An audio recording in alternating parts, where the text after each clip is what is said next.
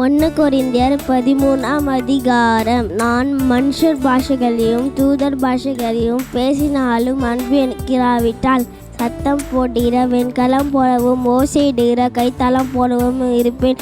நான் தீர்க்கதரிசன வரத்தை உடையவனாக இருந்து சகல ரகசியங்களை சகல அறிவையும் அறிந்தாலும் மலைகளை பேர்க்கத்தக்கதான சகல விசுவாசம் உள்ளவராக இருந்தாலும் அன்பு எனக்கு இராவிட்டால் நான் ஒன்றுமில்லை.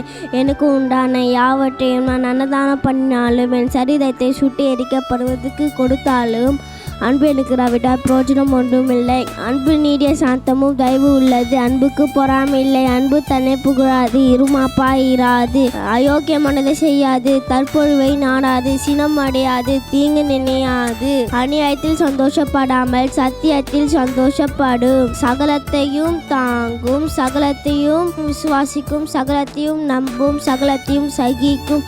அன்பு ஒரு காலமும் ஒழியாது. தீர்க்கதரிசனம் ஆனாலும் ஒழிந்து போ, அந்நிய பாஷை ஆனாலும் ஒழிந்து, அறிவானாலும் ஒழிந்து போ. நம்முடைய அறிவு குறைவுள்ளது, தீர்க்கதரிசனம் சொல்லுதலும் குறைவுள்ளது. நிறைவானது வரும்போது குறைவானது ஒழிந்து போ. நான் குழந்தையா இருக்கும் போது குழந்தை போல் பேசினேன், குழந்தை போல் சிந்தித்தேன், குழந்தை போல் யோசித்தேன். நான் புருஷனாக போத குழந்தை கேட்டதை ஒழித்து விட்டேன். இப்போது கனலிலே நிழலாட்டமாய் பார்க்கிறோம், அப்போது முகமுகமாய் பார்ப்போம். இப்போது நான் குறைந்த அறிவுள்ளவன், அப்போது நான் அறியப்பட்ட இருக்கிறபடி அறிந்து கொள்வேன். இப்போது விசுவாசம், நம்பிக்கை, அன்பு, இம்மூன்றும் நிலைத்திருக்கிறது. இதில் அன்பே பெரியது.